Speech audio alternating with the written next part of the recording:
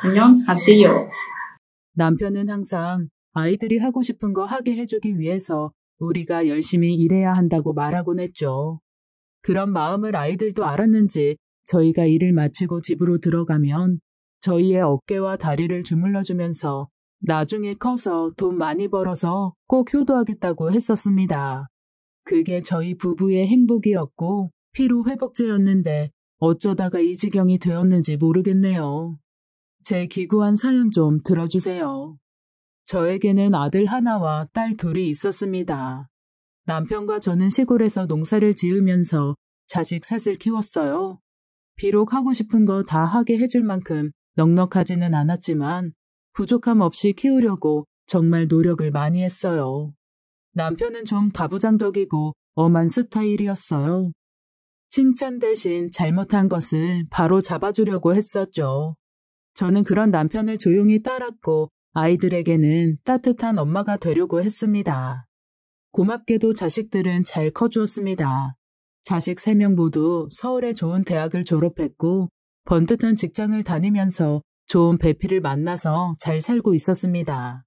그 일이 있기 전까지는 정말 제가 아이들을 잘 키운 줄 알았어요. 어디서부터 잘못된 건지는 아직도 잘 모르겠습니다.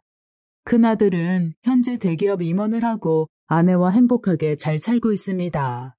둘째는 꽤 크게 사업하는 남편을 만나서 풍족하게 살고 있고, 셋째는 공무원인데 일하면서 만난 동료와 결혼해서 잘 살고 있어요. 다들 경제적으로도 힘들지 않고 부부 사이에도 문제가 없이 잘 살고 있었습니다. 지금은 연락 안 한 지 꽤 되어서 잘 살고 있는지 모르는 자식놈도 있지만요. 한 5년 전쯤 남편이 한번 쓰러진 적이 있었어요. 다행히 제가 바로 발견을 해서 병원을 데려갔기에 목숨은 건질 수 있었는데 그 후로 중풍이 와서 혼자 거동하기가 힘들어졌었죠. 처음에는 정말 제가 옆에 없으면 아무것도 할 수 없을 지경이었습니다. 그때 서울에 살던 큰아들이 서울에 있는 큰 병원에서 치료를 받아야 한다면서 저와 남편을 데리고 올라왔어요. 그리고 그 뒤로 지금까지 같이 살고 있습니다. 중간에 일이 있어서 잠깐 따로 살 뻔한 적이 있지만 말이에요. 아주 잠깐이었지만 그때는 생각하고 싶지도 않습니다. 동네 사람들한테 남편 치료 때문에 서울에 있는 큰아들네 집에 있을 거라고 하면 다들 한마디씩 했어요. 요즘 애들은 예전처럼 시어머니 무서운 줄 모른다던데 치료 다 하면 바로 시골로 다시 내려와. 며느리 구박받으면서 지내지 말고. 한평생 같이 살았던 사람들이라 그런지 걱정을 많이 하더라고요. 구박받을까봐 걱정, 아니면 잘해주면서 재산 빼낼까 걱정. 처음에 저는 아무 생각이 없었는데 자식들과 함께 서울에서 살다 보니 주변 사람들이 하는 소리가 자꾸 머릿속을 맴돌게 하는 일을 겪게 되었죠. 예전에도 몇 번 큰아들이 저희를 서울로 오라고 하긴 했었는데 도시 생활이 답답하고 아이들과 같이 살면 불편할까봐 시골에 계속 살았거든요. 그런데 막상 살아보니 걱정할 필요가 없었어요. 처음에는 정말 살기 좋았습니다. 큰아들의 집은 2층으로 되어 있는 마당 딸린 큰 전원주택이었어요. 2층에 세를 내주고 있었는데 마침 계약기간이 만료되어서 세 들어있는 사람이 나갔고 저희가 2층에 머무르기로 했죠. 그래서 서로 독립적인 공간으로 지낼 수 있어서 편하더라고요. 그리고 며느리가 정말 잘해주었습니다. 귀찮을 법도 한데 아침, 점심, 저녁 꼬박 3끼를 다 챙겨주고 똑같은 반찬을 안 내주려고 애쓰는 것 같았습니다. 그 마음이 참 고맙더라고요. 얼마 지나지 않아서 그 마음을 의심할 만한 일들이 벌어졌지만요. 남편은 서울에서 좋은 병원에 다니면서 열심히 재활치료를 받았어요. 아프기 전에는 남자다운 성격에 남자가 집안의 기둥이라는 신념을 가지고 큰소리 떵떵 치면서 평생을 살았었죠. 하지만 아프고 나서는 남한테 의지해서 살아야 하는 상황에 자존심 상해했었어요. 그래서 병원을 가지 않는 날에도 혼자 보호장비를 가지고 걷는 연습을 했습니다. 그렇게 한 1년 조금 넘게 노력을 했더니 똑바로는 아니지만 살짝씩 절뚝이면서 혼자 걸어다니게 되었어요. 남편이 어느 정도 회복하고 다시 시골로 내려가려고 했습니다. 그런데 아들이 아버지가 뭔가 이상한 것 같다고 했어요. 병원에 가서 진찰을 받아보니 남편에게 초기 치매라고 하더라고요. 남편이 치매라는 진단을 받고 저는 하늘이 무너지는 줄 알았어요. 한평생 남편만 의지하고 살았는데 어떻게 살아야 하나 앞이 막막했습니다. 어머니, 저희 집에서 이제 같이 살아요. 연세도 있으신데 치매 걸린 아버지 혼자 모시고 사는 건 무리예요. 아들 녀석이 늙은 저 혼자 치매 걸린 남편을 돌봐야 하는 게 마음에 걸리는지 같이 살자고 했습니다. 아니다, 됐어. 이제 와서 너네랑 같이 살면서 짐이 되고 싶지는 않구나. 그동안 충분히 너희들한테 신세를 졌는데 더 이상 그럴 수는 없어. 이제 아버지 혼자 걸어 다닐 수도 있고 나 혼자 네 아버지 돌보면서 살 수 있단다. 저는 혹시라도 자식들에게 짐이 될까봐 한사코 거절했어요. 어머니, 짐이라뇨. 저희는 가족인데요. 가족이 아프면 같이 돌봐야죠. 어머니 혼자 아버님 간호하실 필요는 없어요. 게다가 초기 치매는 약도 먹고 병원에서 하는 여러 가지 치료 병행하면 치료는 못해도 최대한 치매를 늦출 수 있대요. 그런데 시골에 가면 치료받기가 힘드니까 서울에서 병원 다니면서 편히 지내세요. 네, 이 사람이랑 이야기했어요. 이 사람도 좋대요. 아버지 아직 다리 때문에 치료도 꾸준히 받으셔야 하는데 치매까지 오셨으니 혼자 모시는 거 힘드실 거예요. 아프시기 전에 진작에 모시고 살았어야 했는데 저희가 죄송합니다. 큰아들 부부는 그런 저의 손을 붙잡고 이대로 제가 시골로 돌아가면 자기들 마음이 어떻겠냐면서 계속 저를 설득했어요. 그 상황에서 아이들의 진심이 느껴져서 저도 모르게 눈물이 나더라고요. 고맙다. 평생 잘해준 것도 없는데 이렇게 신경 써주고 챙겨주니 정말 고맙다. 저를 이렇게 번듯하게 키워주신 게 더 감사하죠, 어머니. 제가 늘 어렸을 때 효도하겠다고 했잖아요. 이제라도 옆에서 효도하게 해주셔서 제가 더 감사해요. 그동안 장남 노릇 못했는데 이제라도 잘하겠습니다. 그렇게 저는 큰아들 부부와 같이 살기로 했어요. 그리고 딸들을 불러서 아버지가 치매라고 말했죠. 그래서 큰아들 내외 집에서 머무르기로 했다고요. 오빠는 아버지가 이 지경이 될 동안 뭐 한 거야? 장남이라는 사람이 부모 건강을 챙겼어야지. 그니까 돈도 많이 벌면 부모님 건강검진 정기적으로 해드렸어야 하는 거 아니야? 어릴 때부터 장남 대접받았으면 당연히 잘했어야지. 그런데 남편이 아프다는 이야기를 듣고 딸들이 지 오빠한테 한 소리씩 했습니다. 그래서 내가 이제부터 잘하려고 모시고 산다고 하잖아. 아들은 그런 동생들의 태도에 화가 났는지 소리를 빽 질렀습니다. 아들은 자기 아버지를 쏙 빼닮아서 한 성격했어요. 늘 어릴 적부터 집에서 동생들이 말썽을 부리면 몽둥이를 들고 때리는 신용을 하면서 동생들을 혼낼 정도였죠. 그래서 동생들이 자기 오빠를 굉장히 무서워했는데 그날은 웬일인지 저희 앞에서 말다툼까지 했습니다.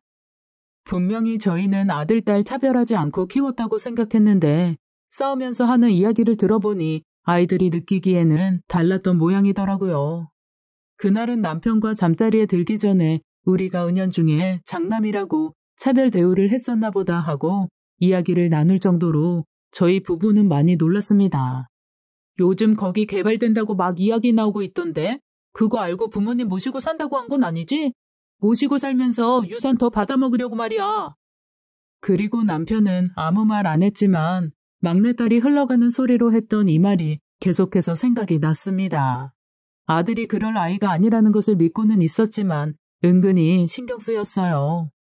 그리고 얼마 후 저는 동네에 친하게 지내던 사람한테 전화를 했어요. 아무래도 큰아들네 집에서 계속 같이 살 것 같다고요. 논이랑 밭이 지금 놀고 있는데 혹시 거기에 농사 지을 사람이 있으면 소개해달라고 했죠. 그리고 집도 월세로 부동산에 내놓아달라고 부탁했습니다. 그랬더니 그 사람은 알았다고 하면서 한마디 했습니다. 구박 안 하고 잘해준다니까 다행이긴 한데 그래도 잘해줘도 의심해야 돼. 자기네 가진 재산이 좀 있잖아. 잘해주면서 재산 미리 상속해달라고 해도 절대 주지 마. 돈 앞에서는 부모고 자식이고 없는 세상이야. 그러면서 옆집 사는 박씨네 이야기를 해주더라고요. 박씨네 아들이 갑자기 자주 시골에 내려와서 잘해주었는데 알고 보니 아들놈 형편이 어려워져서 그것 때문에 미리 유산을 받으려고 수를 쓴 거였다고 말입니다. 요즘 동네에 개발된다는 소문이 돌아서 땅값이 오르는 추세라고요. 저보고도 조심하라고 했어요. 그래서 저는 우리 아들은 대기업 임원이고 집도 엄청나게 잘 살아서 그럴 일 없다고 선을 그었습니다. 그래도 그 사람은 유산은 절대 살아있을 때 상속하지 말라고 조언해 주었고 당분간은 땅값이 오를 것 같으니 새 들어올 사람 없어도 팔지 말고 가지고 있으라고 했어요. 그리고 손에 돈 쥔 거 있으니까 괜히 서울에서 눈치 보지 말고 자식들 살살 잘 굴려서 효도나 잘 받으라고 하더라고요. 자기도 요즘에 땅값 올라서 자식들이 갑자기 찾아오곤 하는데 먹고 싶은 음식이나 갖고 싶던 물건 슬쩍 말하면 사다 준다고 우스갯소리를 했습니다. 그렇게 2년 정도를 서울에서 같이 살았습니다. 남편의 치매는 시간이 지날수록 조금씩 심해졌어요. 게다가 저도 농사일을 많이 해서 그런지 여기저기 관절이 쑤셔서 매일같이 한의원에 다녔습니다. 그 당시 저희 두 사람의 식비는 물론이고 병원비까지 꽤 많이 나왔을 거예요. 하지만 큰아들 부부는 저희에게 금전적으로 눈치를 주거나 힘들다는 내색을 하지 않았어요. 오히려 저희에게 용돈까지 내어주었습니다. 처음엔 혹시나 같이 살다가 힘들어지면 태도가 변할까 하는 생각도 조금은 있었는데 아니었어요. 큰아들 내외는 시골에 있는 땅값이 얼마나 올랐냐고 물어보지도 않고 유산에 대한 이야기도 일절 없었습니다.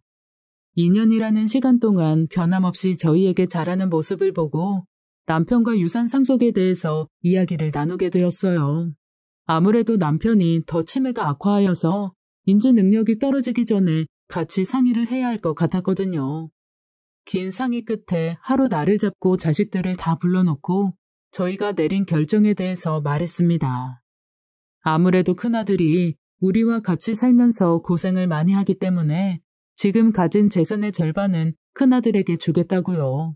그리고 나머지는 우리가 살아있는 동안 하는 거 봐서 잘하는 순서대로 나눠줄 것이라고 말했어요. 그랬더니 딸들이 길길이 날뛰었습니다. 그러면 자기들 몫이 너무 줄어드는 거 아니냐면서 말이에요. 잘하는 대로 나눠준다는데 왜 너희 몫이 줄어든다고 하는 거냐?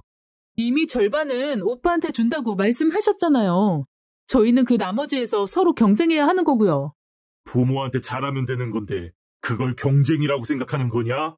그리고 우리 병원비며 식비며 네 오빠가 다 대주고 있는데 유산 받아도 너희 오빠한테 득될 거 없어. 우리가 앞으로 살면서 얼마나 더 병원비를 쓸 줄 알고.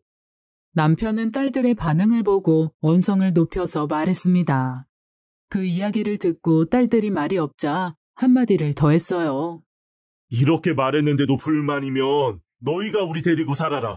그럼 너희 오빠한테 주기로 한 거 다시 너희한테 주마. 저는 곧 있으면 저희 시부모님 모셔야 할지도 몰라서 그건 안 돼요. 저도 어머니랑 아버지랑 같이 살고 싶은데 형편이 안 되는 걸 어떡해요. 둘째는 그 당시 같이 살지도 않는 시부모 핑계를 대었습니다. 저는 남편이랑 같이 맞벌이 하는데 어떻게 부모님을 모시겠어요. 아직 남편과 함께 공무원 생활을 하던 막내는 자기가 일을 하고 있기 때문에 안 된다고 했죠. 그저 제가 볼 때는 모두 핑계로밖에 보이지 않았습니다. 어찌 보면 큰아들 부부도 저희 둘과 같이 살지 않으려면 될 수 있는 이유는 많았는데 아무 말 없이 저희를 모시고 살았거든요. 오히려 딸들과 이야기를 나누어 보니 큰아들보다 딸내미들이 더 의심스러웠습니다. 딸들은 저희가 서울 큰아들네 집에 올라와 있어도 계절별로 한번 올까 말까였어요. 안부 전화는 시골에 있을 때부터 없다시피 했었고요. 그런데 유산에 대해서는 굉장히 적극적인 태도를 보였습니다. 게다가 저희가 유산 상속을 하는 방식에 대해서 공표를 하고 난 후부터 갑자기 딸들이 번갈아 가면서 자주 아들네 집에 저희를 보러 왔어요. 그때쯤 남편의 치매가 점점 더 심해지고 있을 때여서 저는 딸들이 자기 아버지를 걱정해서 자주 얼굴을 비추는 거로 생각했습니다. 속에 다른 목적을 가졌는지는 정말 꿈에도 몰랐어요. 사실 별 생각 없이 하는 것 보고 돈을 나눠주겠다고 말한 거여서 그 부분에 대해서는 아예 까먹고 있었거든요. 그런데 아이들은 저희가 한 말을 진심으로 받아들였던 모양이더라고요. 올 때마다 비싼 소고기며 맛집에 데리고 다녔어요. 물론 큰아들 내외도 저희에게 잘해주었지만 같이 사는 사이였기 때문에 매일같이 비싼 음식을 사주는 건 아니었죠. 그런데 자꾸 좋은 음식을 사주면서 딸들이 큰아들 부부에 대해서 물어보았습니다. 아버지, 오빠가 이런 음식은 안 사주죠? 네 오빠 바빠서 얼굴 볼 시간이 뭐 있냐? 회사 다니기 바쁘지. 그럼 언니는 잘해줘요? 항상 큰아들 부부가 자기들이 사주는 것처럼 비싼 음식 사주냐고 잘해주냐고 구박은 안 하냐고 묻더라고요. 어휴, 우리 엄마 소고기 오랜만에 먹어요? 왜 이렇게 허겁지겁 먹어요? 오빠는 노인네들 고기 안 사주고 맨날 풀떼기만 주나 보네? 처음에는 그냥 걱정돼서 물어보나 보다 했는데 지금 생각해보니 일부러 사이를 나빠지게 하려고 은근슬쩍 이간질했던 것 같아요. 저와 남편은 항상 큰아들 부부에게 고마워하는 마음이 있었기 때문에 큰아들 부부에게 설령 서운한 게 있어도 딸들에게는 말하지 않았습니다. 매일 붙어 지내다 보면 싸울 때도 있고 좋을 때도 있기 마련이니까요. 그런데 문제는 남편의 치매였어요. 아무래도 치매 때문에 감정 기복도 심해지고 기억도 오락가락하다 보니 딸들이 그런 질문을 할 때 어느 순간부터 그동안 쌓였던 걸 풀어놓더라고요. 어떨 때는 있지도 않았던 일을 진짜처럼 말하기도 했어요. 한 번은 남편이 술을 마시고 집으로 오다가 넘어져서 이마에서 피가 난 상태로 집에 온 적이 있었습니다. 그 모습을 본 큰아들이 깜짝 놀라서 다시는 술을 먹지 말라고 큰 소리를 내었던 적이 있었어요. 그런데 그 일을 딸들에게 말하면서 큰아들의 행동을 과장되게 말을 했고 딸들은 큰아들에게 아버지한테 너무 함부로 하는 거 아니냐고 말을 하더니 결국 남매들끼리 싸우게 되었어요. 내가 대체 뭘? 하도 술 마시고 다니시길래 그만 좀 하시라고 한 건데 그게 뭐가 그렇게 잘못이라고 그러는 거야? 술 마시는 게 치매에 얼마나 안 좋은지 몰라서 하는 말이야? 너 요즘 나한테 불만 있어서 괜히 트집 잡아서 시비 거는 건 아니고? 큰아들은 동생의 그런 태도를 보고 황당해 했습니다. 내가 오빠한테 시비를 왜 거는데? 아버지가 나한테 이야기할 정도면 얼마나 서운하게 한 거야? 노인네한테 좀 친절하게 말해줄 수도 있었잖아. 그리고 아버지가 술 먹고 온 다음 날에는 항상 아침 대충 차려준다고 그러던데. 안녕하세요. 아가씨, 무슨 말씀이세요? 저는 아버님 해장하시라고 매일 해장국 끓였어요. 아버님이 지금 오락가락 하시잖아요. 저번에 오빠가 부탁한 거 안 들어줘서 심술 부리시는 거 아니에요? 언니, 무슨 말이 그래요? 아버지가 아니라고 하던데요. 아니 지금 멀쩡한 우리 아버지를 환자 취급하는 거예요? 치매기가 좀 있긴 하지만 그렇게 사리분별 못할 정도는 아니라고요. 딸들과 아들 부부는 제가 알 수 없는 말을 주고받았어요. 그리고 딸들은 그동안 남편이 뒤에서 큰아들 부부에 대해서 나쁘게 말했던 걸 이날 다 쏟아냈어요. 저는 남편이 치매여서 생각 없이 아무거나 말한 거라고 대신 사과를 하고 수습하려고 했습니다. 하지만 이 사건을 계기로 저희와 큰아들 부부는 조금 서먹해졌어요. 그런데 그 틈을 눈치채고 둘째가 계속 자기네와 살자고 했습니다. 시부모님은 다른 자식이 모시기로 했다고 하면서 자기가 잘 챙겨주겠다고 매주 찾아와서 남편과 저를 설득했지만 왠지 유산을 받고 싶어서 그러는 것 같아서 찜찜하더라고요. 그쯤 둘째 사위가 사업에 조금 문제가 있는 것 같았어요. 가끔 아들 집에 와서 돈을 빌려달라고 하는 소리를 들었거든요. 혹시 유산 때문에 우리를 데리고 사는 거냐고 제가 흘겨 물었더니 둘째는 큰아들 내외 흉을 보면서 아버지 말을 들어보니 오빠네가 너무 함부로 하는 것 같아서 걱정되어서 말하는 거니 오해하지 말라고 말을 돌리곤 했어요. 그리고 저희가 둘째 딸이랑 같이 살 생각이 없다는 뜻을 계속해서 내비치자 같이 살자는 말은 더 이상 하지 않았습니다. 대신 잘해주지도 못하는 아들한테 유산의 절반을 주는 건 좀 아니지 않냐고 방법을 바꾸더라고요. 저는 그럴 때마다 우리가 아플 때마다 모시고 살았는데 그 정도는 해줘야 한다고 말했습니다. 그런데 큰아들 부부와 싸운 지 얼마 되지 않아서 큰일이 일어났어요. 남편이 점심을 먹고 답답하다고 동네 한 바퀴를 돌고 온다고 나간 뒤 해가 질 때까지 들어오지 않았거든요. 그날 가족들과 동네를 다 돌아다니고 난리도 아니었습니다. 안녕하세요. 이수지 씨 맞으신가요? 김형중 할아버님 보호자분 맞으시죠? 그런데 한참 후 경찰에게 전화 한 통이 왔어요. 네, 저희 시아버님이세요. 어디세요? 저희 아버님 괜찮으신 거 맞죠? 어르신은 괜찮습니다. 어떤 분이 길에 혼자 계신 할아버지를 발견해서 경찰서로 데리고 오셨더라고요. 팔에 보니 보호자분 연락처가 적혀있는 팔찌가 있길래 연락드렸습니다. 남편은 혼자 차길을 따라 걸어갔던 모양이에요. 꽤 떨어진 외곽 지역에서 혼자 걷는 남편을 발견한 운전자가 경찰서로 데려다준 덕에 저희는 다시 만날 수 있었습니다. 보호자 연락처가 새겨진 팔찌 덕분에 남편을 찾을 수 있었어요.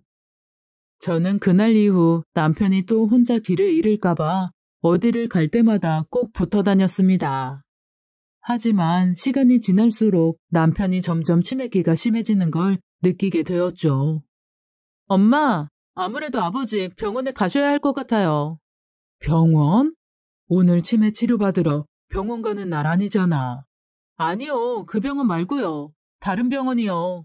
아무래도 치매가 심해지신 것 같아서 요양병원에 입원하셔야 할 것 같아요. 둘째 딸이 갑자기 저에게 남편을 치매 요양병원으로 입원시키자고 했습니다. 저는 깜짝 놀라서 그게 무슨 소리냐고 물어보았어요. 얼마 전 남편 실종 사건을 겪고 나서 막내 동생과 이야기를 했는데 아무래도 걱정이 되어서 입원시키는 게 좋을 것 같다고 결론을 내렸다고 했습니다. 저는 아직 남편이 병원에 강제로 입원될 정도는 아니라고 안 된다고 말을 했어요. 엄마한테 말씀드리기 전에 언니랑 오빠한테도 물어봤어요. 두 사람은 요양원에 보내는 건 반대했어요. 그런데 엄마, 며느리를 생각해보세요. 솔직히 엄마는 엄마 몸 가누기도 힘들잖아요. 언니가 하루 종일 아버지 돌보시잖아요. 게다가 엄마 아프면 병원도 데리고 다녀야 하고요. 딸들은 아버지 모시는 며느리도 한번 생각해보라고 했습니다. 솔직히 제가 아니라 며느리가 아버지를 다 케어하는 것 아니냐고요. 둘째의 말을 들어보니 며느리가 참 많이 고생한다는 생각이 들었습니다. 치매 걸린 남편을 집에서 돌보겠다는 건 순전히 제 욕심이라고 느껴졌어요. 딸들에게 우선 며칠 생각해본다고 말했습니다. 그리고 다음 날 남편에게 점심 먹자고 말하러 방에 들어간 순간 남편이 저에게 하는 말을 듣고 요양원에 보내야겠다고 결심했어요. 여보, 식사하세요. 뭐요? 너 누군데 자꾸 나를 쳐다보는 거요? 어? 남편은 치매가 심해져서 저랑 며느리도 못 알아보고 경계를 했어요. 여보, 저예요. 아유, 저를 못 알아보면 어떡해요. 당신 아내요. 우리 서로 사랑하는 사이잖아요. 결혼도 했고 아이도 있잖아요. 결혼? 내가 할머니랑 결혼했다고요? 저는 예쁜 여자 좋아하는데 할머니는 하나도 안 예쁜데 거짓말하지 마세요. 남편이 저를 못 알아보는 모습을 보고 더 이상 집에서 간호하기 힘들겠다 싶었어요. 그래서 저는 아들 부부가 반대했지만 전 남편을 요양원에 보내는 것에 동의했습니다. 아들은 정말로 제 의견이냐고 재차 묻더군요. 제가 연신 고개를 끄덕이자 동생들을 한번 쏘아보고는 제 뜻이면 그렇게 하겠다고 말했습니다.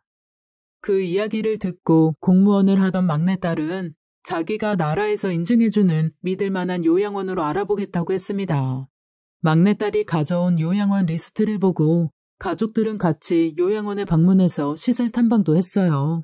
엄마, 여기 봐요. 여기가 우리 집보다 시설 훨씬 좋네요. 게다가 병원에서 의사 선생님이랑 간호사 선생님이 매일 돌봐주시니까 아버지도 편하실 거예요. 운동도 매일 할 수 있어서 건강에도 좋고요. 그리고 그 중에서 제일 마음에 드는 곳을 골랐습니다. 그럼 요양원 비용은 오빠가 내는 거 맞지? 당연히 오빠가 내야지. 부모님 병원비 내는 대가로 재산 절반 상속받는데. 아들은 한숨을 내쉬면서 어이없는 표정을 짓고는 자기가 돈 낼 테니까 걱정하지 말라고 말했습니다. 그랬더니 막내가 요양원의 높은 사람한테 현금 좀 찔러주면 아버지한테 더 잘해줄 거라고 하면서 자기한테 돈을 보내달라고 말했어요. 아는 사람이 있다고 하면서요. 그리고는 여기는 1년치 병원비를 한꺼번에 현금으로 내면 저렴하게 이용할 수 있다고 한 번에 내자고 했습니다. 아들은 아이들이 지금 대학 등록금을 내야 할 시기라서 현금을 한꺼번에 마련하기 어렵다고 말했더니 둘째 딸과 막내딸이 자기들이 모아서 한 번에 낼 테니 돈을 나눠서 달라고 했고 아들은 그렇게 하겠다고 했어요. 그리고 얼마 뒤 남편은 요양원에 입원했습니다. 걱정하는 저를 데리고 딸들은 아버지가 잘 지내고 있다면서 자주 병문안을 갔어요. 그런데 한두 달 정도 후에는 일주일에 한 번씩 둘이 번갈아 가면서 가더니 점점 가는 횟수가 줄더라고요. 요양원이 서울 외곽에 있었기 때문에 혼자서는 가기 힘들었는데 며느리는 항상 같이 가주었습니다. 덕분에 차를 타고 일주일에 한 번씩은 남편을 찾아갈 수 있었죠. 딸들도 귀찮아하는 일을 며느리가 다 해주었습니다. 남편의 치매가 갈수록 심해지는 것을 보고 매일같이 남편 걱정을 하다 보니 저는 잠도 통 잘 수가 없고 입맛이 없어졌어요. 저도 점점 기력이 쇠해지고 살이 빠졌죠. 그런데 그 모습을 보고 딸들이 제가 아픈 것 같다면서 병원에 검사받으러 가보자고 했어요. 저는 아버지 때문에 요즘 스트레스가 많아서 그렇다고 말을 했지만 꼭 병원에 가야 한다고 했습니다. 저는 자식들이 저를 걱정해주는 거로만 알았는데 나중에 알고 보니 다 목적이 있었습니다. 딸의 손에 이끌려 병원에서 건강검진을 했는데 다행히 아픈 곳은 없었어요. 다행이라고 생각을 하고 병원 밖으로 나오는데 둘째가 옆에서 속삭이는 소리가 들렸습니다. 아, 이게 아닌데 아쉽네. 저는 그냥 혼잣말로 중얼거리길래 다른 생각을 하면서 하는 말인 줄로만 알고 못 들은 척 넘겼어요. 그리고 어김없이 남편의 요양원에 병문안을 하러 갔는데 일이 터졌습니다. 그날 그동안 딸들이 저희 뒤로 모르게 하던 짓을 알게 되었어요. 남편에게 이것저것 챙겨주고 있는데 간호사가 와서 말을 했어요. 김영중 할아버님 보호자 되시죠? 네, 맞아요. 저희 아버님 어디 편찮으신가요? 아니요, 아버님 건강하세요. 가끔 사람 몰라보시는 거 말고는요. 다름이 아니라 이번 달 병원비 결제가 아직 안 돼서요. 몇 번 연락을 드렸는데 전화를 받지 않으시더라고요. 마침 계셔서 말씀드려요. 오늘 가시는 길에 결제 부탁드릴게요. 네? 저희는 입원할 때 1년치 병원비 현금으로 다 결제했다고 들었는데요. 1년치를 한꺼번에요? 저희는 그런 결제 방식은 없는데요. 며느리가 계속 의아해하자 간호사는 재차 자기네 요양원은 매달 결제하는 방식이라고 말해주었어요. 아무래도 어르신분들이라서 돌아가실 수도 있기 때문에 한꺼번에 할인해서 돈을 받으면 나중에 환불하는 게 문제가 발생해서 그렇게 운영은 안 한다고 조리 있게 설명해 주었습니다. 저와 며느리는 이게 무슨 소리인가 싶어서 그 길로 바로 수납창고로 갔어요. 그런데 거기서도 아까 간호사가 했던 말을 그대로 했습니다. 그럼 그동안 저희 아버님 병원비 결제 명세 좀 확인할 수 있을까요? 그리고 건네받은 영수증에는 둘째 딸과 막내딸의 이름으로 된 신용카드가 번갈아 가면서 적혀 있었습니다. 금액도 저희가 알고 있는 병원비보다 훨씬 저렴한 가격이었어요. 며느리는 그걸 한참을 뚫어지게 쳐다보고는 아들이랑 이야기를 좀 해봐야겠다고 심각하게 말했습니다. 왠지 딸들이 병원비를 뒤에서 떼먹고 있었던 것 같다고 하면서 말이에요. 저는 며느리에게 우리 딸들이 그럴 리가 없다고 말했습니다. 그때까지만 해도 정말 무슨 오해가 있는 줄로만 알았거든요. 하지만 며느리는 그간 동생들이 자기 남편에게 했던 말들로 비춰보았을 때 뒤로 돈을 떼먹고도 남을 사람들이라고 혀를 찼습니다. 저는 그게 대체 무슨 말인지 의아해할 뿐이었어요. 아들이 집에 오자마자 며느리는 병원비 영수증 내역서를 내밀었습니다. 아들은 그게 뭐냐고 물어보았고 며느리는 자기가 생각하는 것들을 말했어요. 아, 이것들을 그냥... 아들은 며느리 이야기를 듣고 그것들이라면 그러고도 남을 거라고 하면서 화를 냈습니다. 아이고, 상훈아, 화 좀 가라앉혀. 무슨 오해가 있겠지. 애들이 돈 떼먹으려고 일부러 거짓말을 했겠니? 어머니, 모르는 소리 하지 마세요. 걔네들 돈에 눈이 멀었어요. 둘째는 사업하는 남편이랑 결혼하고 나서부터 만날 때마다 돈돈거려요. 막내는 공무원이라는 게 도박에 손을 대서 매일 밤마다 도박장 다니고 있어요. 저는 그간 알지 못했던 아이들의 상태를 듣고 깜짝 놀랄 수밖에 없었습니다. 예전에 어머니 아버지가 저희 불러놓고 유산 상속에 대해서 말씀하셨잖아요. 그 다음날 저한테 와서는 부모님 살살 구슬려서 빨리 유산 상속 받자고 했다니까요.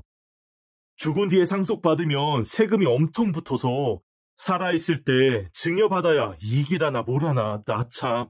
제가 그건 아니라고 부모님이 하고 싶은 대로 놔두라고 했더니 빈정이 상해서 그 뒤로 자꾸 집에 찾아와서 저희 사이를 이간질하려고 그랬던 거예요. 그리고 자기 동생들에게 전화를 걸고는 너네들이 뒤로한 짓거리들을 다 알고 있으니 당장에 자기 집으로 오라고 했어요. 얼마 지나지 않아서 겁에 질린 둘째가 먼저 도착했습니다. 야, 너네 어떻게 부모 상대로 그따위 짓을 하냐? 어디서 아버지 병원비를 거짓말 쳐가지고 뒤에서 수작질이야? 저는 살면서 그렇게 아들이 화내는 모습은 처음 봤어요. 아들은 정말 그날 분노가 폭발한 사람 같았습니다. 아니, 그게 아니고 지금 남편 사업이 좀 어려워서 생활비가 부족해가지고 오빠한테 부탁했는데 돈도 안 빌려줬잖아. 게다가 오빠는 유산도 우리보다 더 많이 받고 하니까. 생활비 부족하다는 게 맨날 쇼핑하러 다녀? 너 명품 사려고 그러는 거잖아. 너네 혹시 병원비 뜯어먹으려고 일부러 우리가 반대하는데 아버지 요양원에 넣은 거냐? 아들이 하는 말을 듣고 둘째는 변명도 못하고 가만히 서 있기만 하더라고요. 예전에 어머니 건강검진 받기 전에도 혹시 모르니까 보험 잔뜩 들게 어머니 설득시켜달라고까지 했잖아. 사망보험금 반 나눠준다고 하면서 말이야. 무슨 변명이라도 해봐. 너 아버지 요양원에 일부러 보낸 거 맞지? 그제야 둘째는 아들 앞에 무릎 꿇고 잘못했다고 말을 했습니다. 오빠 잘못했어. 처음부터 그러려고 그런 건 아니고 어쩌다 보니 일이 커져버렸어. 미안해. 아들이 한참 둘째를 혼내고 있는데 막내가 집으로 뛰쳐들어왔어요. 야, 너네 언니가 다 불었어. 빨리 어머니 앞에서 무릎 꿇고 빌어. 어머니가 너희 유산은 없다신다. 아들은 막내를 노려보고는 빈정대면서 말했어요. 그런데 막내딸은 둘째가 다 이야기했다는 말을 듣고는 얼굴이 사색이 되더니 물어보지도 않은 놀라운 이야기를 내뱉었어요. 엄마, 죄송해요. 그게...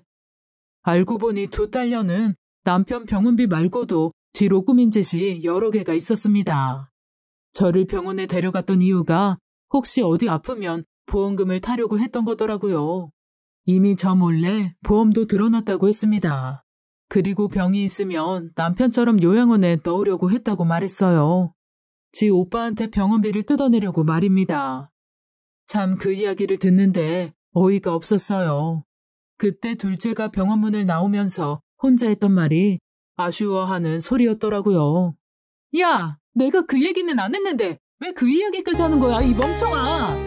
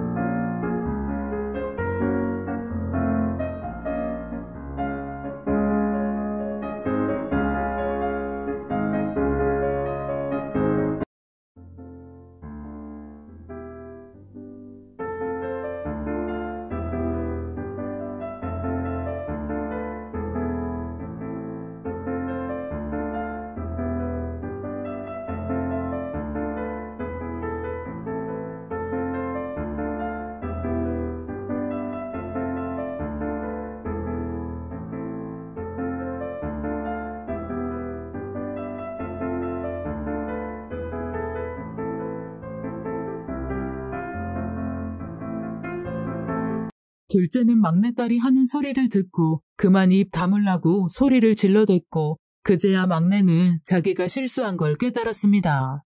하지만 이미 모든 이야기를 내뱉은 후였고 저는 그 자리에서 딸들에게 유산은 한 푼도 나눠주지 않을 거라고 못을 박았어요. 둘째가 용서해달라고 제 바지가랑이를 잡고 늘어졌습니다. 어찌나 힘이 센지 바지가 벗겨질 뻔했어요. 그때 아들이 손을 들어 둘째의 뺨을 날렸고 둘째는 저 멀리 날아갔습니다.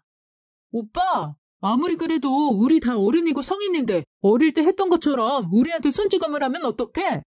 너도 한 대 맞고 싶냐? 어른이라는 것들이 이게 지금 할 짓이야? 너 지금 이 상황에 아버지가 멀쩡하게 계셨으면 뼈도 못 추렸을 거야. 나니까 이 정도 하고 넘어가는 거야. 꼴도 보기 싫으니까 당장 내 집에서 나가. 아들은 강제로 딸들을 집 밖으로 내쫓았어요. 그리고 오히려 저에게 동생들 간수를 잘못했다고 죄송하다고 했습니다. 애들이 돈에 눈이 멀어서 계속 이상한 짓을 하는 걸 눈치채고 있었는데 말리지 못했다고 말입니다. 저는 그날 그 자리에서 주저앉아서 펑펑 울었어요. 아이고, 내가 자식놈들을 잘못 키웠다.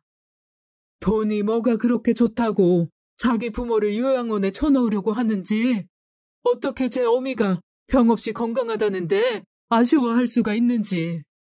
이 일이 있고 5년이라는 시간이 흘렀습니다. 얼마 전 남편이 요양원에서 폐렴으로 하늘나라로 떠나게 되었습니다. 그동안 저는 딸들의 얼굴을 보지 않았어요. 꼴보기가 싫더라고요. 하지만 이번에 장례식장에서 만날 수밖에 없었죠. 그 녀석들은 저에게 눈물을 흘리면서 사죄를 했지만 저는 그 사과를 받아줄 수 없었습니다. 안녕하세요.